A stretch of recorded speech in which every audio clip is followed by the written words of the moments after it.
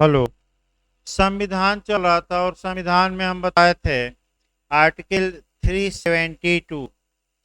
पिछले लेक्चर में जो 2 दिन पहले चला था, क्योंकि बारिश के कारण चल नहीं पाया, तो आज आपका लेक्चर ही चलेगा क्योंकि उतना लिखवा दिया गया है।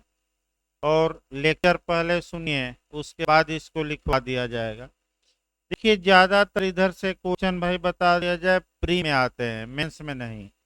और ज्यादा इसमें समय इधर के चैप्टरों में नहीं लगता।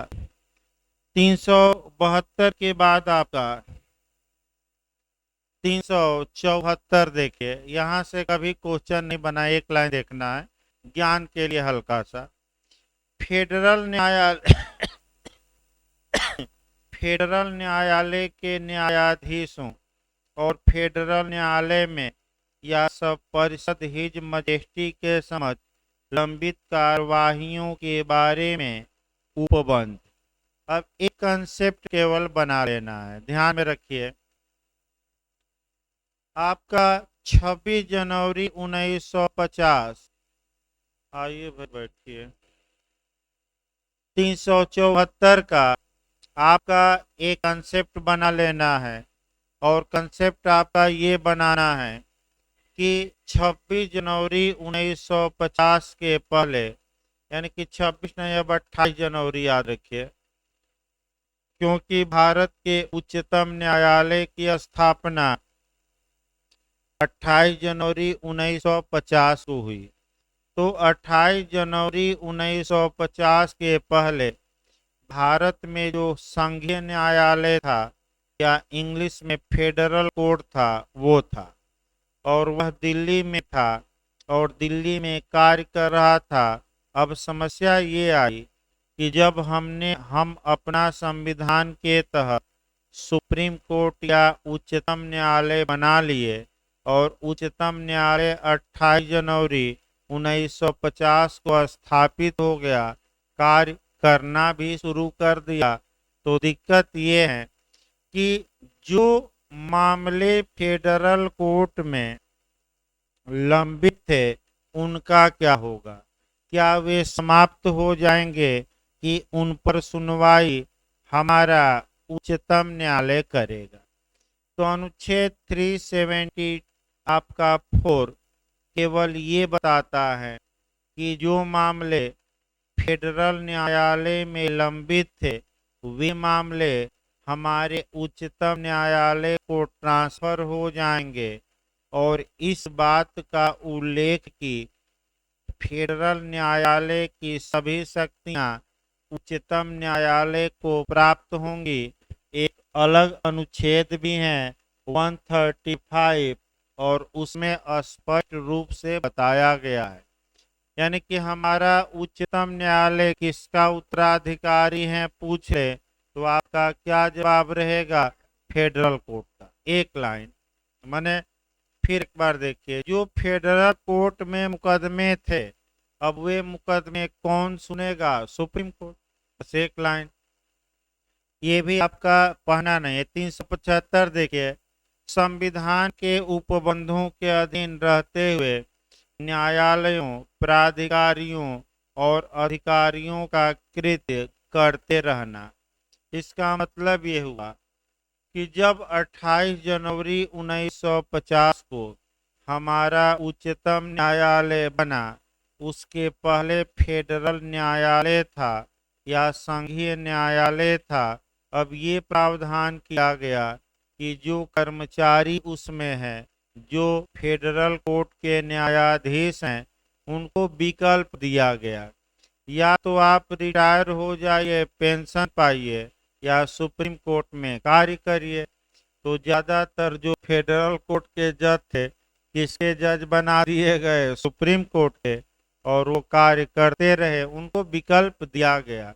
और ये जो विकल्प दिया गया है अनुच्छेद 375 में, ये भी कभी कम चांस है पूछने का। अगला ये 376 अनुच्छेद भी छोड़ दीजिए, उच्च न्यायालय के बारे में भी आपका सेम नियम लागू किया गया। इसके बाद 377 भी छोड़ सकते हैं।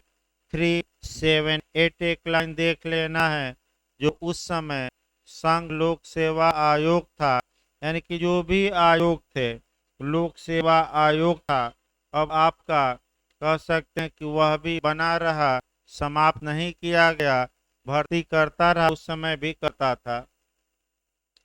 इसके बाद आपका 392, यानी कि आपका 379 से लेकर 391 तक आपका निश्चित है, यानी कि इसका मतलब ये हुआ कि इधर आपका ये आपका जो 12 अनुच्छेद 13 अनुच्छेद है, इसको पढ़ना नहीं, ये हमारा क्या हो गया है, समाप्त।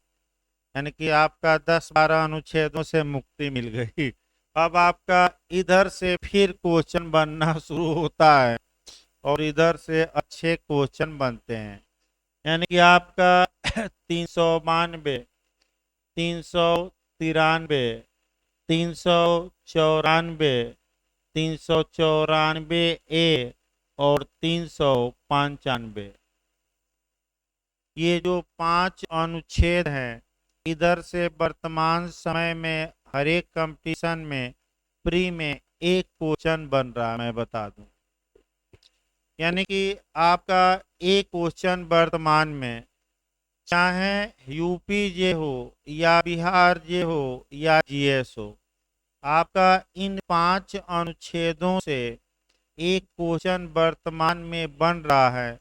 आपका कैसा क्वेश्चन बन रहा है वो थोड़ा पकड़िए, देखिए आपका कहाँ से क्या क्वेश्चन बना है। इंटरव्यू में 392 पूछा गया था। आपका यूपीजे में आपका अनुच्छेद 393 पूछा गया और बिहार जे में आपका 395 और बीएचयू एलएलए में पिछली बार 394 पूछा गया था। यानी कि आपका कौन कहाँ अनुच्छेद पूछा गया है, फिर एक बार देखिए। ये इंटरव्यू में 392 पूछा गया, फिर आपका यूपीजे में 393 पूछा गया था। इसके बाद बीएचयू एलएलए में पिछली बारी अनुच्छेद 394 और बिहार में कौन सा अनुच्छेद जे में पूछा गया, 395।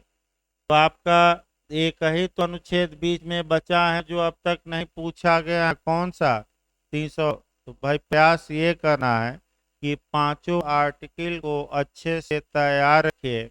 आइए एक एक क्रम से हम चलते हैं भाई आपका, और बेयर एक्ट की भाषा और उसके बाद उसमें कुछ जो सिद्धांत समाहित है उनको भी पढ़ना है। आइए सबसे पहले हम इसको लिखवाएंगे भाई, पहले समझिए 392।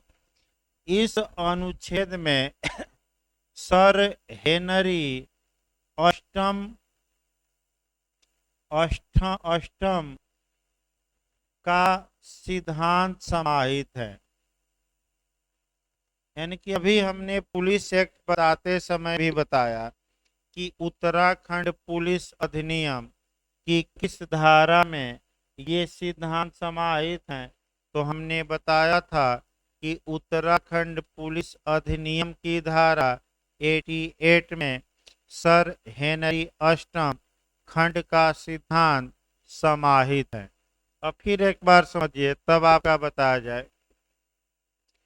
जो सर हेनरी अष्टम था ये इंग्लैंड का सम्राट था और ये करता क्या था, ये कार्यपालिका को ज्यादा पावर दे दिया, अर्थात कानून बनाने का अधिकार और उस कानून को लागू करने का अधिकार यह किसको दे दिया, कार्यपालिका को।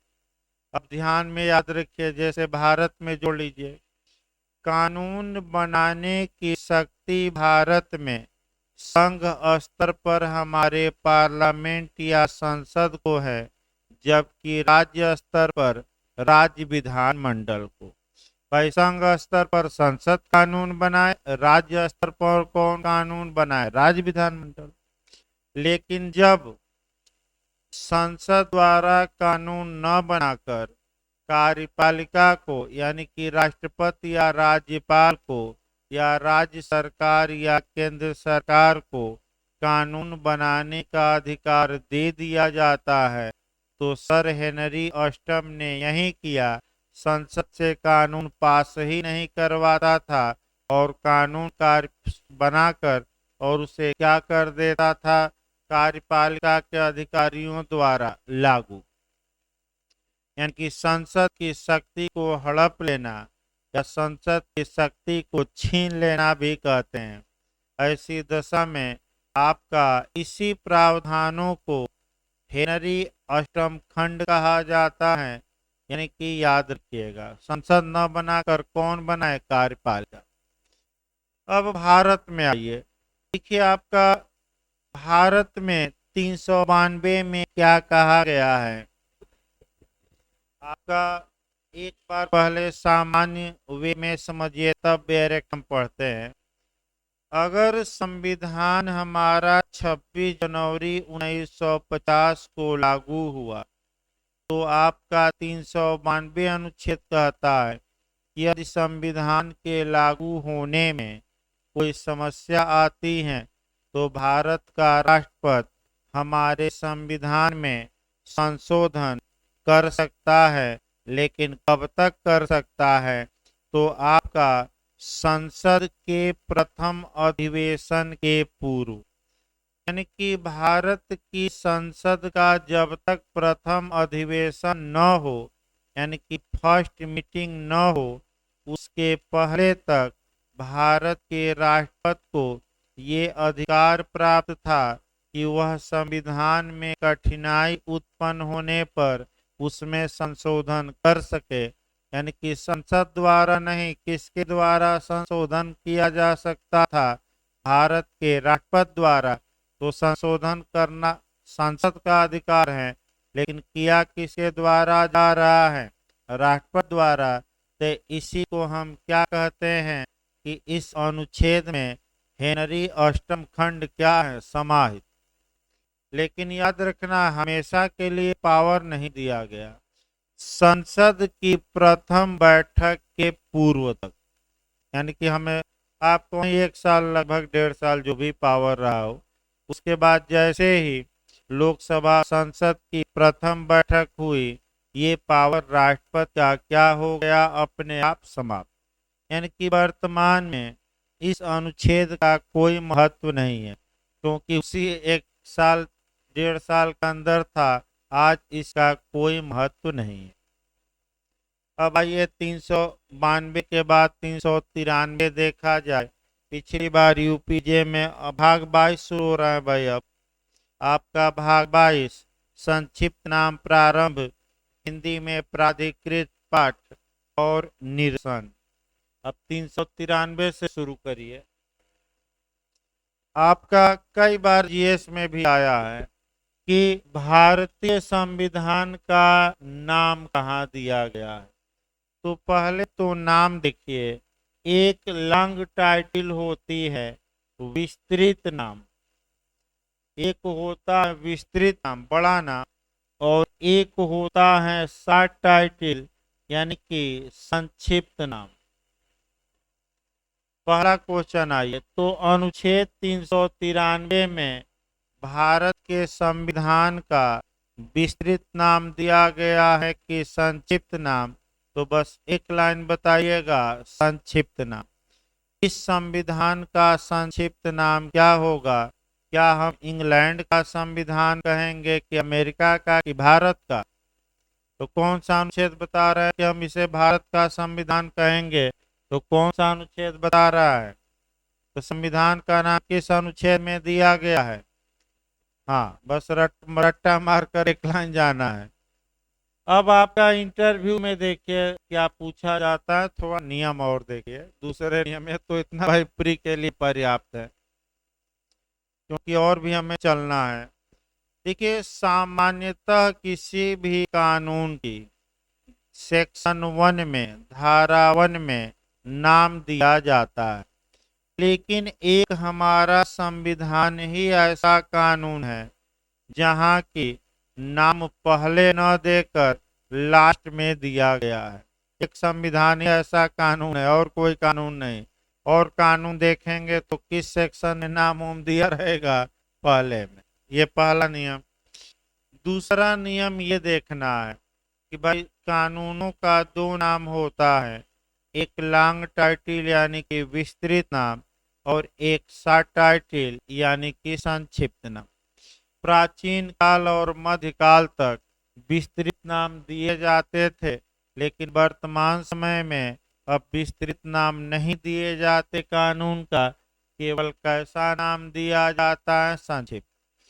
अब ये पूछा गया था इंटरव्यू में कि लॉन्ग टाइटल होती कौन है, तो जो किसी कानून की उद्देशिका होती है, प्रियम्बल कहिए, प्रस्तावना कहिए, वह उस कानून का विस्तृत नाम कहलाता है। तो आ जाइए, विस्तृत नाम किसे कहा जाता है, आजकल नहीं दिया जा रहा है, तो उद्देशिका को। और संक्षिप्त नाम इसलिए दिया जाता है कि नाम लेने में क्या हो, आसानी हो। तो दो चार उदाहरण देखिए, भाई कोई बुरा न माने, उदाहरण राजनीतिक ही, जैसे कि आपका भी गांव में जो नाम होता है चिंटुआ, पिंटुआ, सिंटुआ, और जो सर्टिफिकेट पर नाम होता है बड़ा नाम होता है।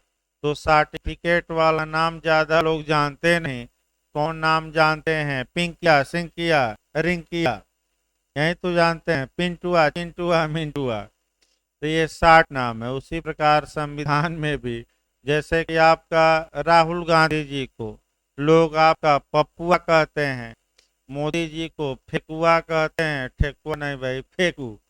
और हमारे अखिलेश जी को आपका बबुआ कहते हैं, और मायावती जी को क्या, बुआ।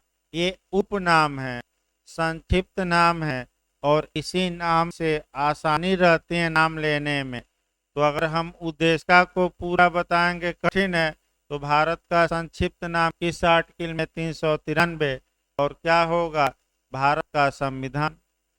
ये एक लाइन में याद रखें। इसके बाद आ जाइए 394, यहाँ से भी आपका नया क्वेश्चन बन सकता है। 394 से जे में, भारत का संविधान कब प्रारंभ हुआ, कब इनफोर्स हुआ, कब लागू हुआ, ये आपका स्पष्ट रूप से 394 अनुच्छेद में बताया गया है। भारत का संविधान दो पार्ट में लागू हुआ। एक आपका 26 नवंबर 1949 को कुल 16 अनुच्छेद लागू हो गए, और पूरा हमारा संविधान 26 जनवरी 1950 को लागू हुआ। यानी कि जो तत्काल लागू किया जाना अनिवार्य हो गया था नागरिकता इत्यादि को लेकर, क्योंकि पाकिस्तान से लोग इधर आ रहे थे, इधर से पाकिस्तान जा रहे थे, माइग्रेशन हो रहा था। तो इसलिए कुछ प्रावधान ऐसे थे जिसे कि बनने के दिन से ही, जिस तारीख को संविधान बनकर तैयार हो गया, उसी तारीख को लागू करना मजबूरी थी। तो पहला क्वेश्चन यहाँ देखिए, संविधान, भारत का संविधान कितने पार्ट, कितने भाग में लागू किया गया, तो क्या मार्क कराएंगे, 1 2 3 4, 2।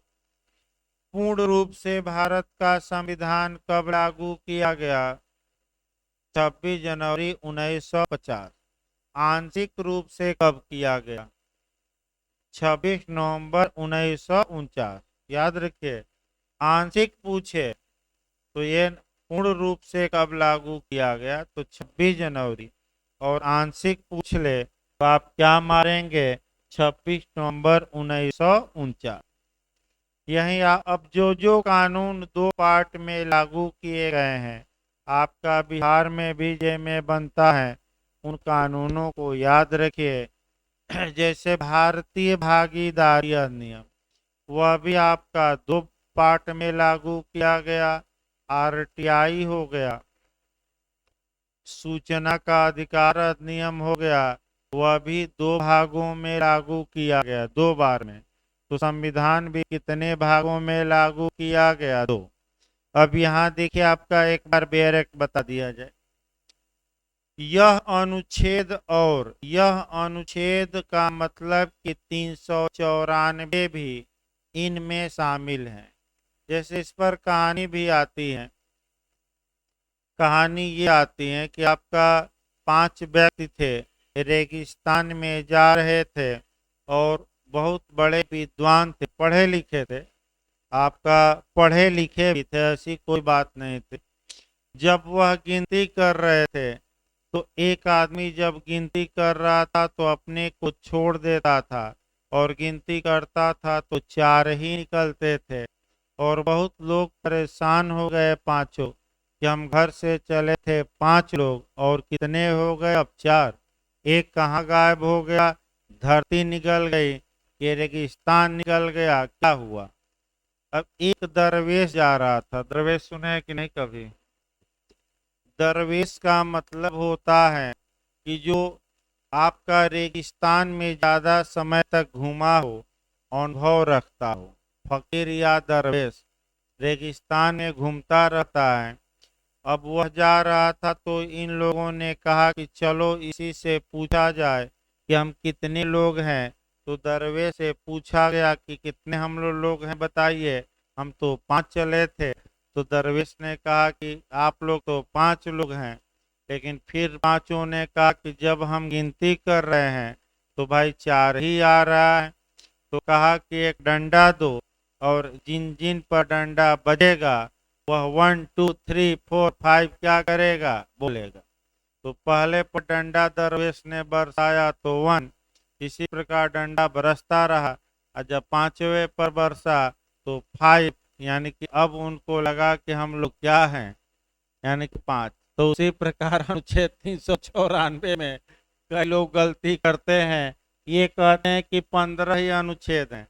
लेकिन इस अनुच्छेद यानी कि इसका मतलब कि 394 भी इसमें क्या करना है, जोड़ना है।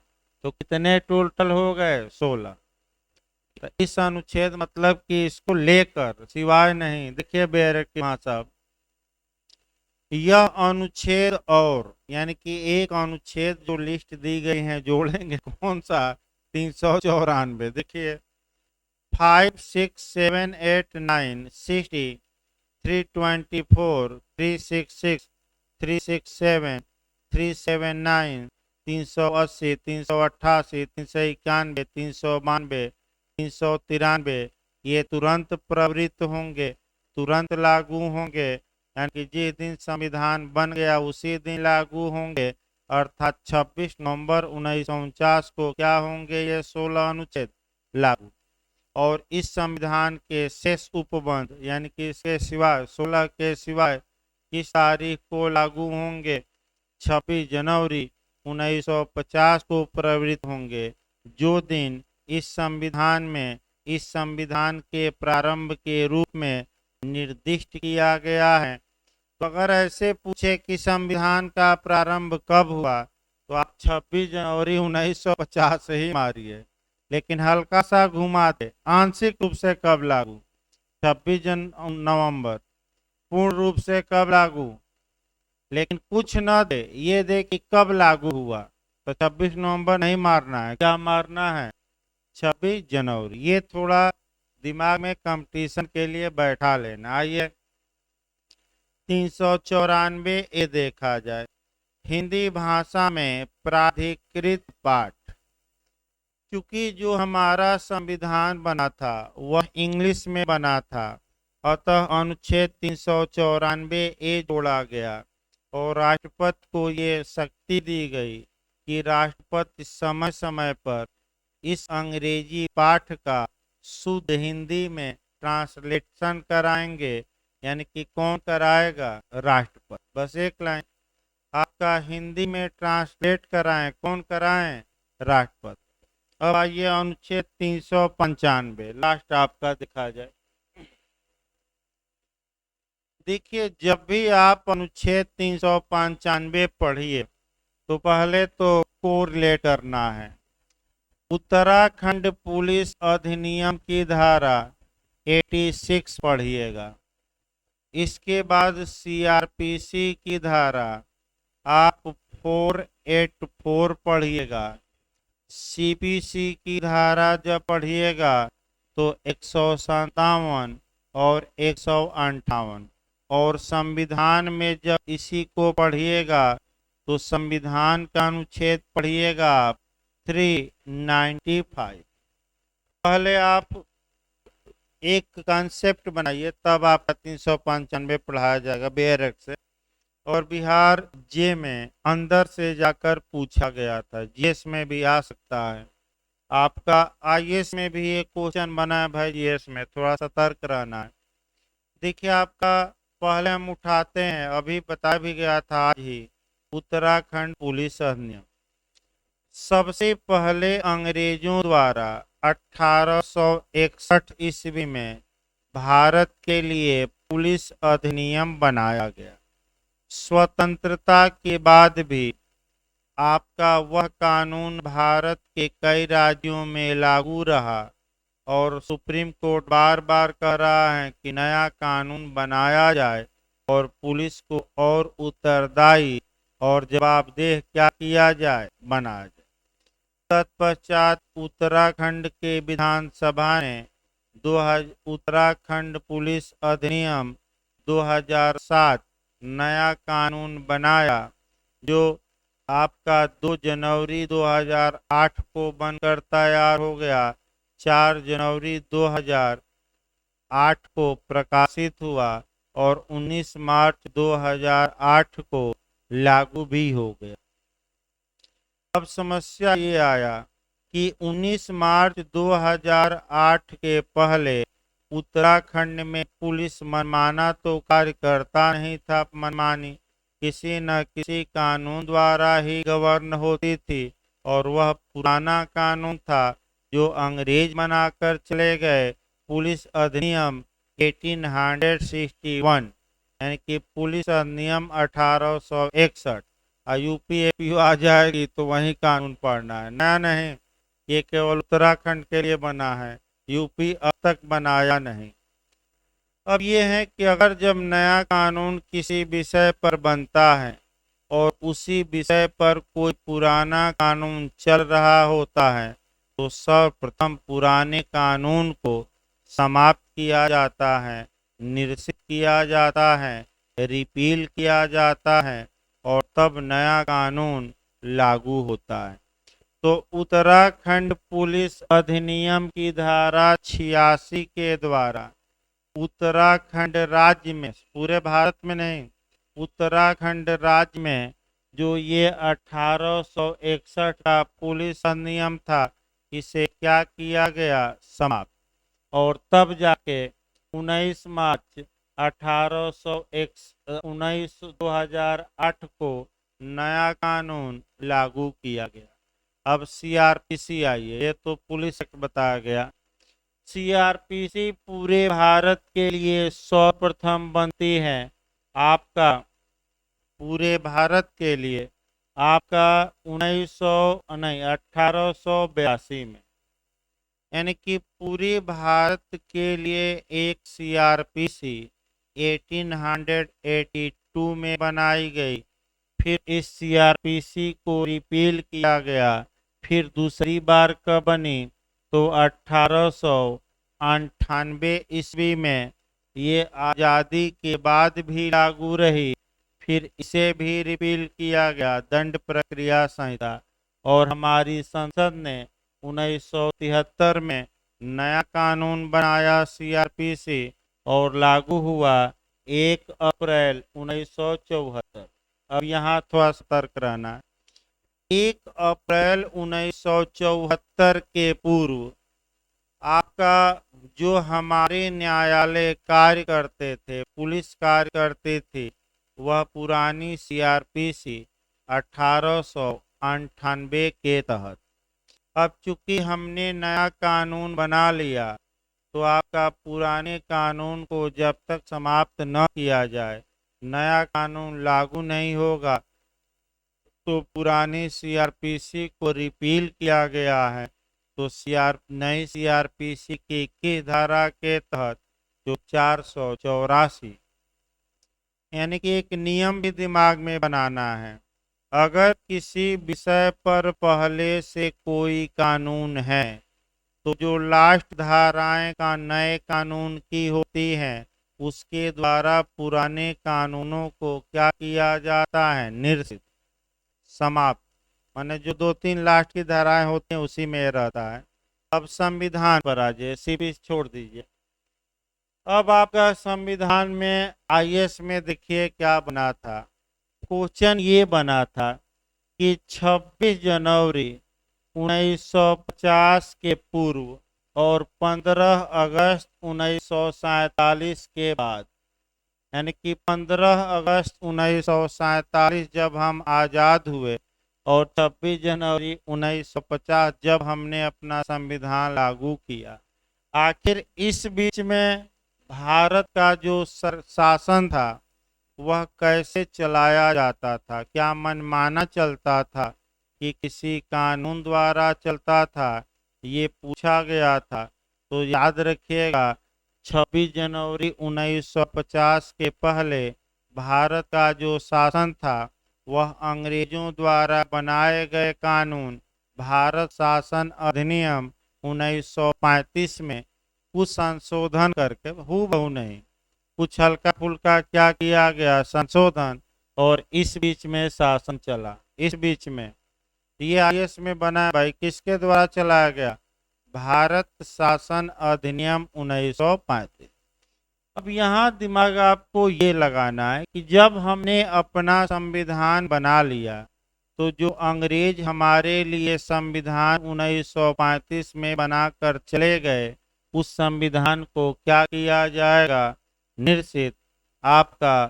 तभी तो आगे मामला बढ़ेगा।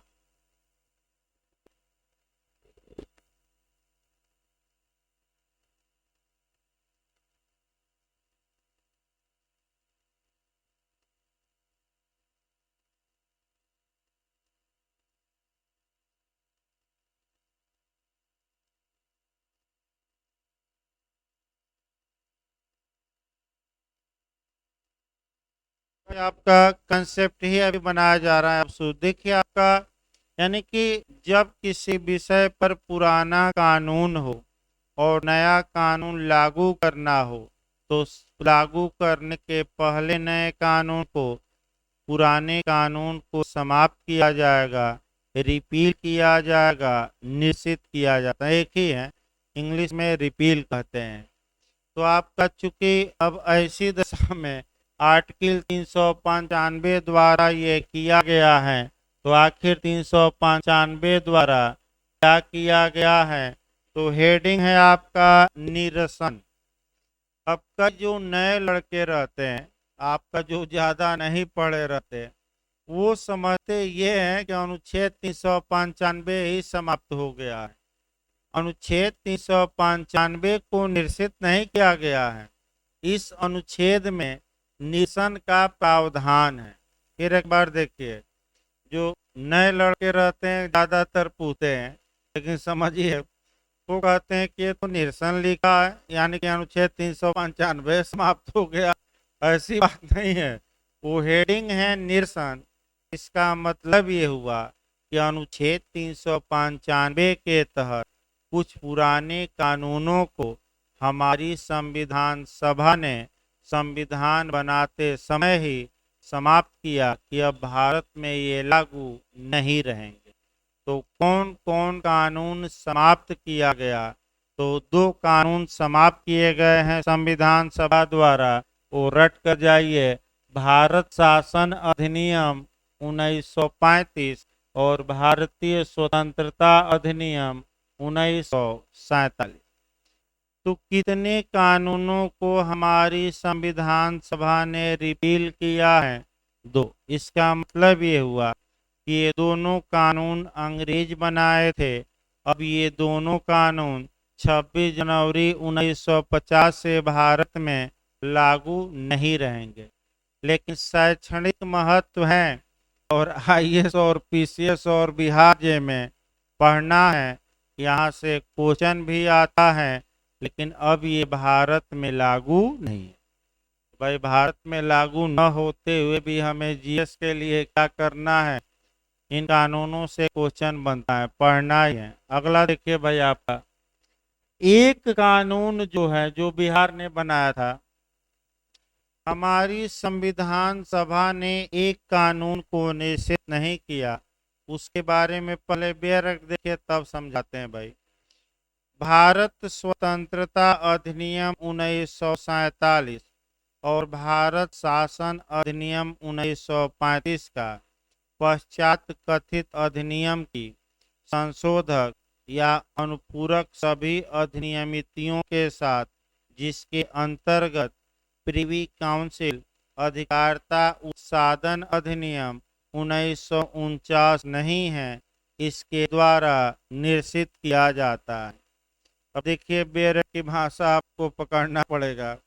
किन कानूनों को निश्चित किया गया है और किन को नहीं किया गया है, दोनों बातें हैं। बस ये है कि बेयर एक्ट थोड़ा कहीं में लिख दिया गया और उलझाऊ। तो दो कानून निश्चित किए गए, कौन कौन? 1947 का और कौन? 1945। लेकिन एक कानून 1935, लेकिन एक कानून हमारी संविधान सभा ने निश्चित नहीं किया। वह कानून था privy council jurisdiction abolition act 1949। उत्सादन माने समाप्त होता है। हिंदी में देखिए प्रिवी काउंसिल अधिकारिता उत्सादन अधिनियम 1949। तो ये क्या बनाया गया, क्यों बनाया गया?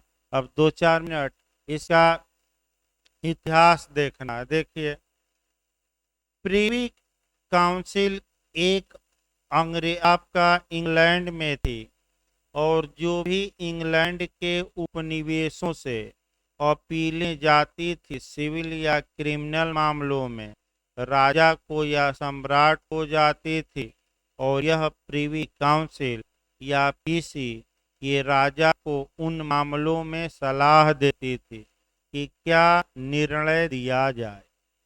प्रिवी काउंसिल न्यायालय नहीं था, एक एडवाइजरी काउंसिल थी। यह इंटरव्यू में भी आ चुका है। एक सलाहकारी परिषद थी, किसको सलाह देती थी?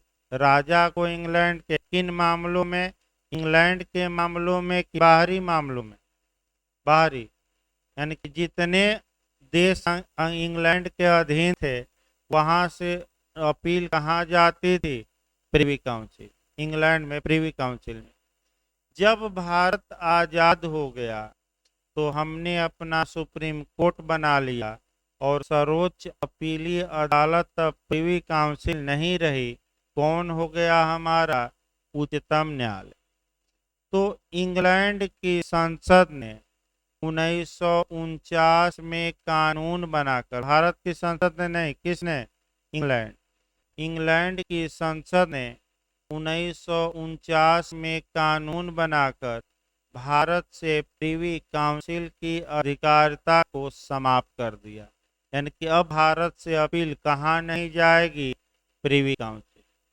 अब समस्या ये आई कि क्या इंग्लैंड के उस कानून को हमारी संविधान सभा ने रिपील किया कि नहीं?